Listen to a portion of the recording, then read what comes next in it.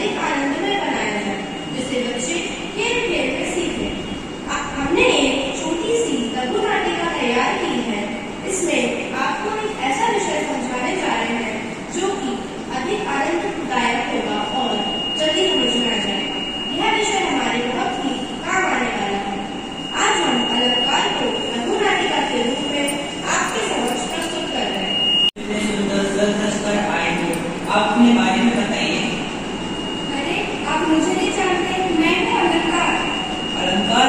ये अलंकार क्या होता है? क्या आप मुझे इसका अर्थ समझा सकते हैं? हाँ हाँ, क्यों नहीं। अलंकार का अर्थ होता है आभूषण। जिस प्रकार नारी अपने आप को सुंदर दिखाने के लिए आभूषण का प्रयोग करती है, सजती है, संवरती है। हाँ हाँ, नारी ही क्यों, पुरुष भी सजते हैं, संवरते हैं, सेंट लगाते हैं, अंगूठियां पहनते हैं, कड़ी पहनते हैं। हाँ हाँ, तुमने सही कहा। आजकल तो सभी अपने आप को सुंदर दिखाने की कोशिश करते हैं। वैसे ही कवि अपनी कविता को सुंदर दिखाने के लिए अलंकार का प्रयोग करते हैं। अच्छा, अलंकार के प्रयोग से कविता सुंदर लगती है। तो अलंकार जी, आप अपने बारे में और विस्तार से बताइए। अच्छा, तो मैं आपको अपने परिवार से मिलवाती हूँ और उनके प्रकार के बारे में बताती हूँ। काव्य की सुंदरता बढ़ाने वाले शब्द को अलंकार कहते हैं। अलंकार दो शब्दों से मिलकर बना है, अलंकार। अलंक का अर्थ होता है शोभा तथा कार का अर्थ होता है करने वाला। अलंकार तीन प्रकार के होते हैं, शब्द अलंकार, अर्थ अलंकार, उभय अलंकार।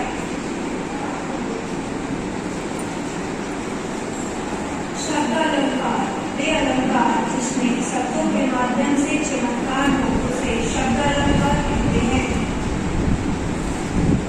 अर्थ अलंकार वे अलंकार जिनके अर्थ में चमत्कार हो, उन्हें अर्थ अलंकार कहते हैं। उभय अलंकार जहाँ प्रभाव के शब्द और अर्थ दोनों से ही चमत्कार उत्पन्न हो, वहाँ उभय अलंकार। अब आपके सामने प्रस्तुत है शब्द अलंकार। शब्द अलंकार के तीन प्रकार होते हैं, अनुप्रास अलंकार, यमक अलंकार, श्लेष अलंकार।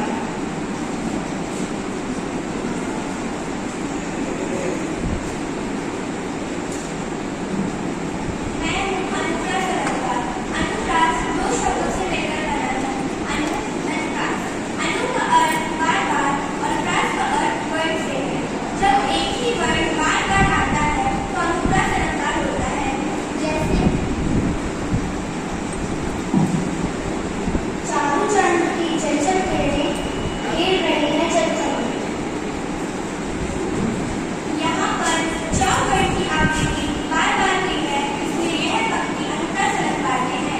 इसका दूसरा उदाहरण, चलता चमके चम चम चीखे जो घटना चोर, चीखी चाटे चीनी चटोरी चीनी खोर। यहाँ पर भी चौकड़ की आवृत्ति बार बार हुई है, इसलिए यह गाना भी अनुप्रास अलंकार में है। अलंकार जब कोई शब्द दो या दो से अधिक बार प्रयोग में आए तथा हर बार उसके अर्थ अलग अलग हो तो वह यमक अलंकार होता है। जैसे कनक कनकते सौगुनी, मादक का अधिकाय, या खाए पौराय डर, वा खाए पौराय। इन पंक्तियों में कनक शब्द की आवृत्ति दो बार हुई है, जिसमें प्रथम कनक का अर्थ है धतूरा तथा दूसरे कनक का अर्थ है सोना। सोना कितना सोना है, सोने जैसा तेरा मन, सुंदर सुन क्या कहती है, दीवाने दिल की धड़कन, तू मेरा तू मेरा तू मेरा तू मेरा तू मेरा हीरो नंबर वन। इन पंक्तियों में सोना शब्द की आवृत्ति दो बार हुई है, जिसमें प्रथम सोना का अर्थ है प्रियतम तथा दूसरे सोना का अर्थ है धातु। मैं हूँ श्लेष अलंकार। जब किसी शब्द का प्रयोग एक ही बार किया जाता है परंतु उसके कई अर्थ निकलते हैं, वहाँ श्लेष अलंकार होता है। जैसे पानी राग दिए, पानी सरसू, पानी गए ना हुए, धोती मांगू। यहाँ पानी शब्द का प्रयोग तीन बार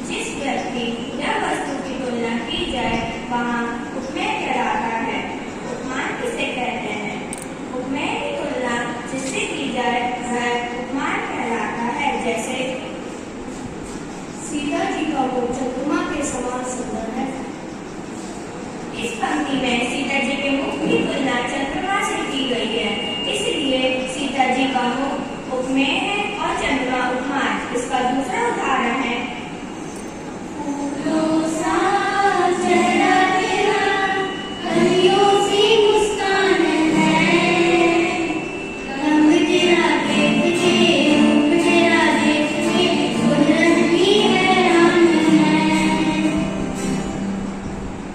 इस पंक्ति में मुख की तुलना फूलों से व मुस्कान की तुलना कलियों से की गई है, इसलिए फूल मुख उपमेय है और फूल उपमान।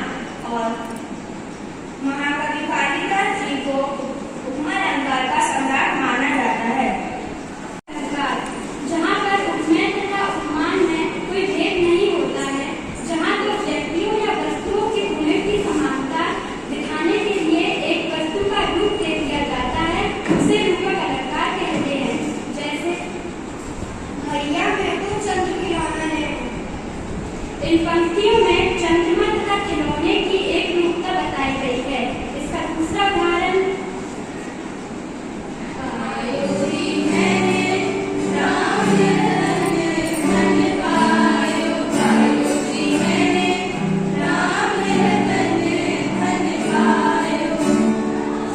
इन पंक्तियों में राम रूपी धन प्राप्त कर लिया है।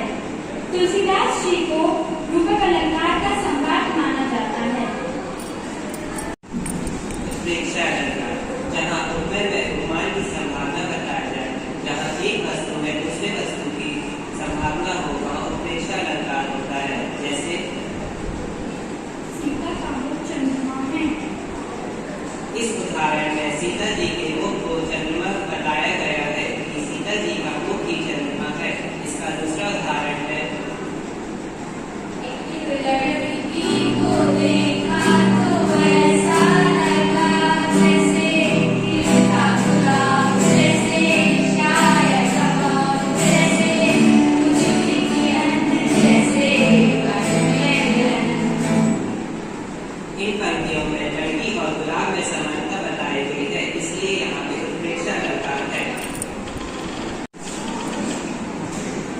अतिशयोक्ति अलंकार दो शब्दों से मिलकर बना है।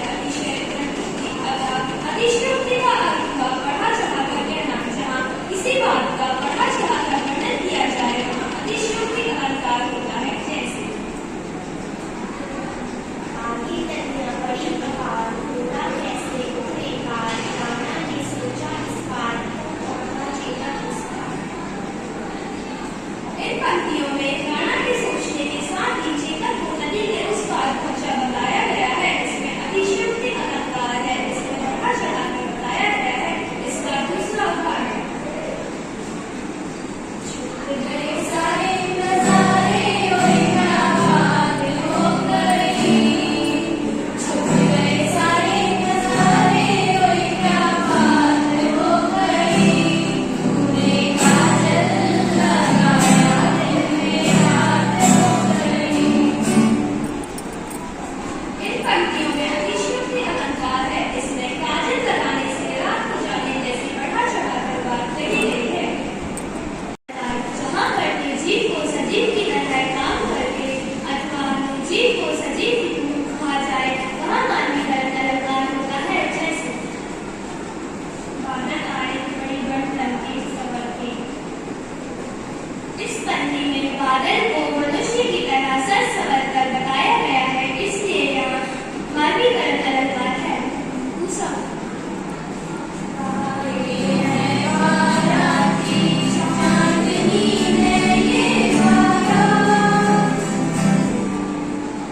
इस पंक्ति में